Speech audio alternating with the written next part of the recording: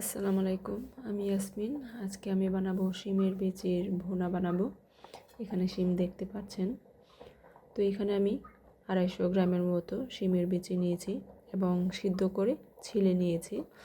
আপনারা রান্নার আগে সব কিছু প্রস্তুত করে নেবেন, তাহলে আপনাদের রান্নার সুবিধা হবে। তো তার সাথে আমি কিছু উপকরণ নিয়েছি।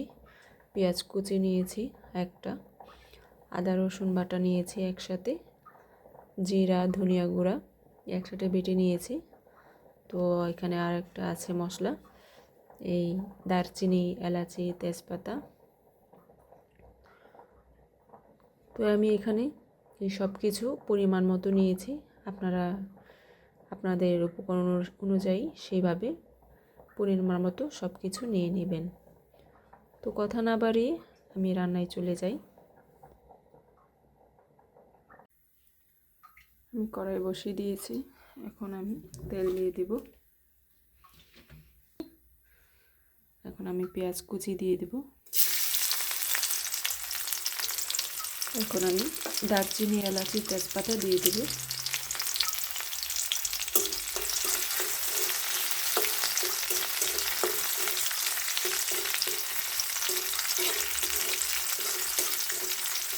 তো হালকা ব্রাউন করে ভেজে দেব পেঁয়াজটা। পেঁয়াজ ভাজা হয়ে গেছে, হালকা ব্রাউন হয়েছে। এখন আমি আদা রসুন বাটাটা দিয়ে দেব। আদা রসুন বাটা,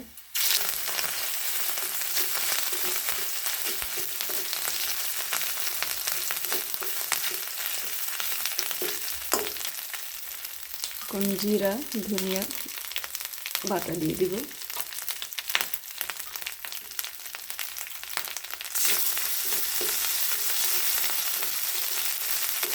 মশলা পোড়ানোর জন্য আমি সামান্য পানি দিয়ে দেব।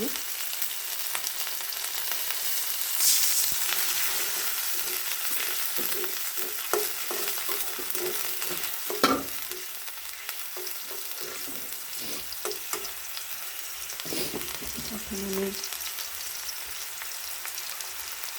মরিচ গুঁড়া দিয়ে দেবো। আপনারা কেমন ঝাল খাবেন সেই ঝাল অনুযায়ী দেবেন। 1.5 চামচের মতো দিয়েছি।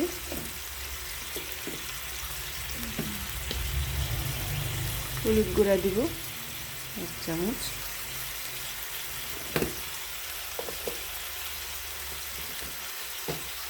এখন দিয়ে দিব লবণ।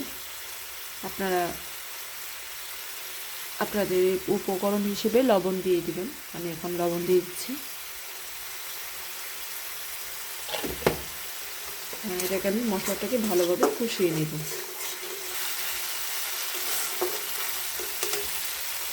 এখন আমি দেখছেন মশলার তেলটা উঠে গেছে, তখন আপনি শিমের বিচিটা দিয়ে দিবেন। আমি শিমের বিচিটা দিয়ে দিব এখন।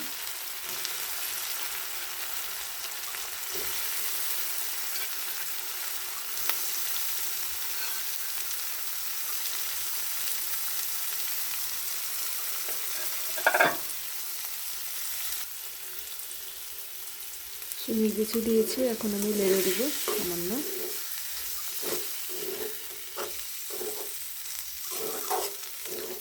এভাবে একটু কষিয়ে নেবেন মশলার সাথে শিমের বিচিটা।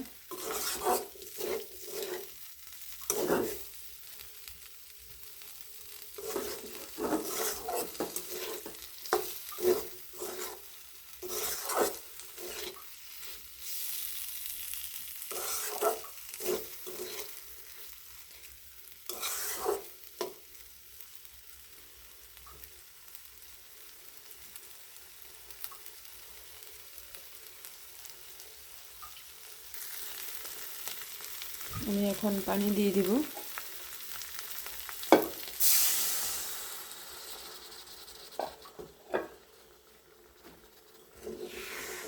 নেড়ে দিব একটু।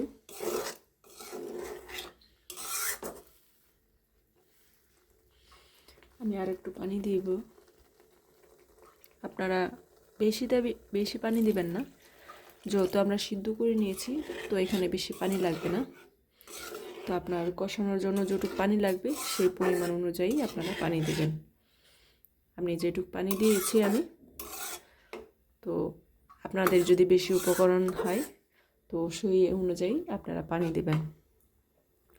তো এখন আমি এটাকে কিছুক্ষণের জন্য ঢেকে দিব। তো আমি এখন আবার উঠিয়ে দেখব কি অবস্থা।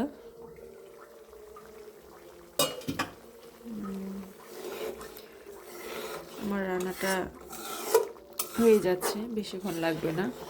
আসলে সব কিছু প্রস্তুত করে থাকলে বেশিক্ষণ সময় লাগে না রান্না করার জন্য। তো আমি এখানে এখন ধনেপাতা কুচি দিয়ে দিব।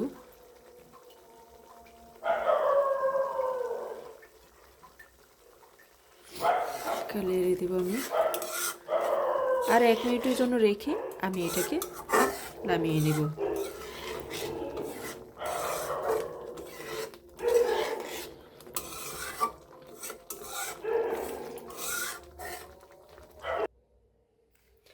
আমার রান্নাটা হয়ে গেছে, আমি আপনাদের দেখাচ্ছি।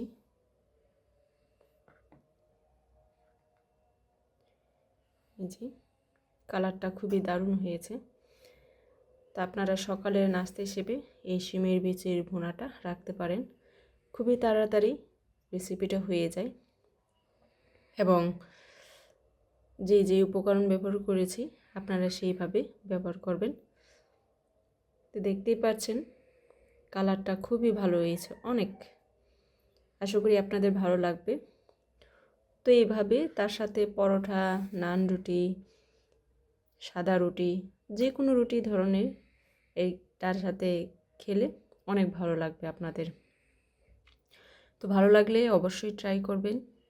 ভালো থাকবেন, সুস্থ থাকবেন। আল্লাহ হাফেজ।